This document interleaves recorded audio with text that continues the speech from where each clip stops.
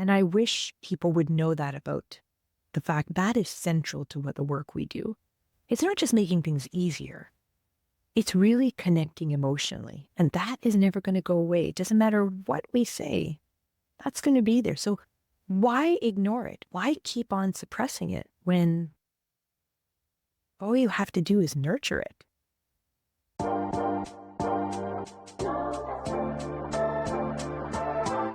Want to wrap up today, Meena, with what do you wish that people knew about user experience or user experience research that they just don't get?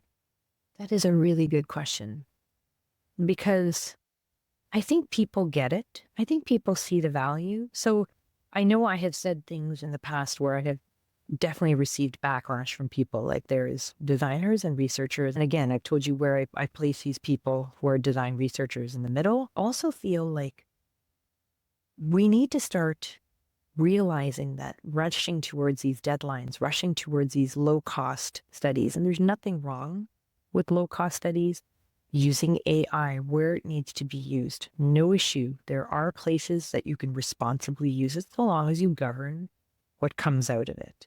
You also have to be careful, and I always say this out loud, you have to be careful in putting any of that data into an AI engine because confidentially, where does that data go? So we have to be careful about these things. But what I think people just have to realize is the emotional aspect of being human is never going to leave us. We're never going to stop being emotional creatures. So trying to remove the emotion, so to speak, from anything is really futile. Why? Why do that? Even though people say, oh, I really want this to be like just wonderful. I want this to be fantastic for people. But then are you really? And yes, it comes down to having a job. Some people say, Meena, you can say that because you're external, but we're internal. But the question is, it starts with a simple question.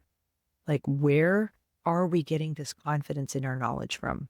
How do we keep connected with people? Does it matter that we create connection with our constituents, or do we not care? If you don't care, that's great. But if you do care, which is what most people tend to want to say, then how are you actually showing that you care? There's countless. I'll give you an example. I'm sorry, I'm going to call it companies here. I bought something from Walmart because my daughter is moving off campus into a house.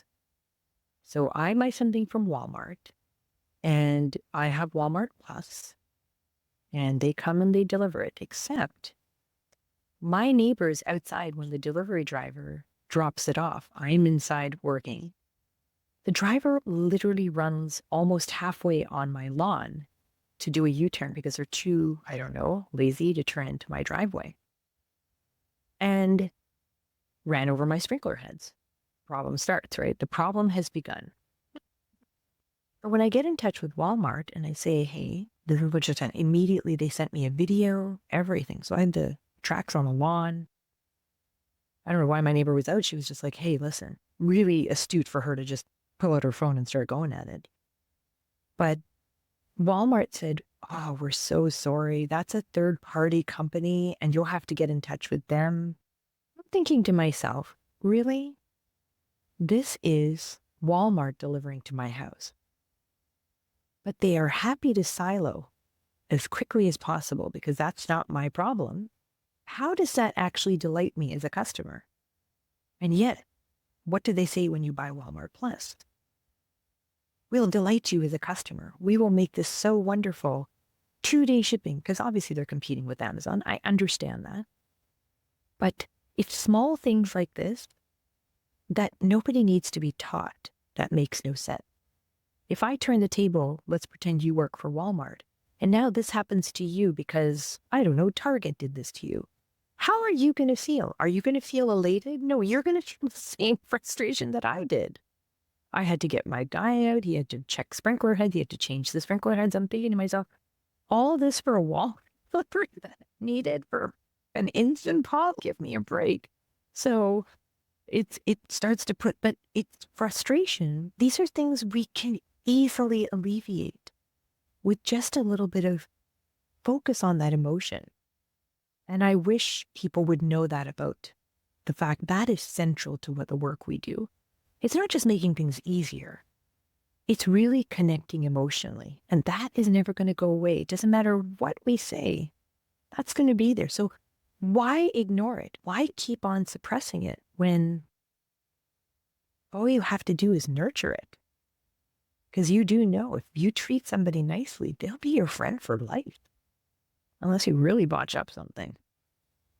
So. I relate to that story so much. It's somebody says, showing their corporate underpants, those silos. We don't care a third company's delivering that.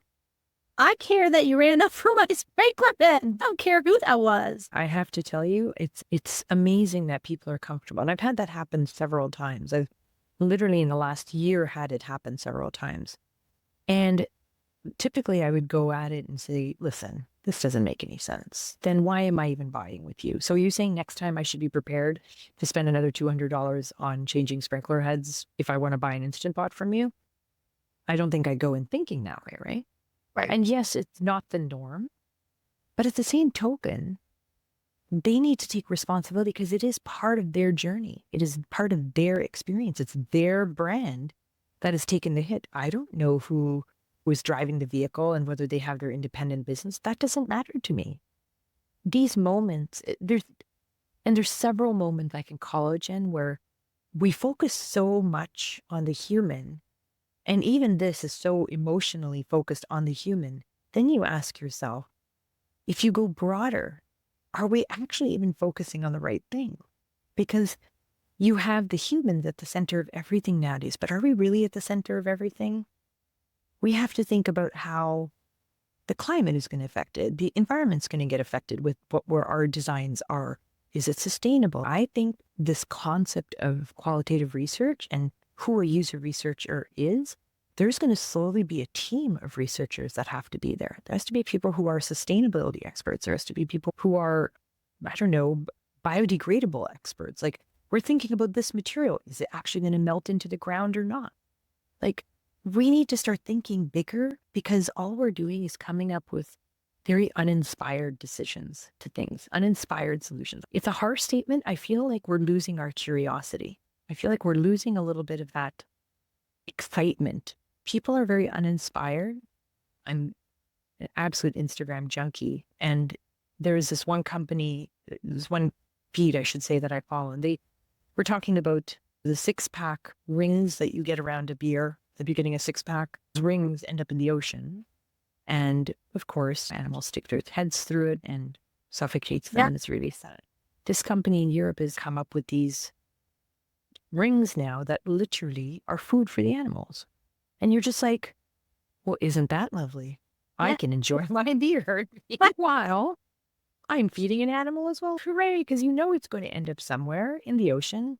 It's not impossible for us to push these boundaries, but we need to want to. And if I knew that I wanted that beer and I had to pay, I don't know, I'm just making this up, 5 cents more for that packaging, knowing that I'm feeding an animal and then I'm getting to enjoy my beer, rock on. I'd be so happy. So again, we have to think of these things. I feel like there has to be some change in the way we're looking at how we do our work, because I feel we're so simply focused on convincing the stakeholders, and it's so tactical that we're actually missing the larger picture that we can do so much better. Yeah, I totally agree. And I love that. Thank you for ending on that magical note. It was awesome.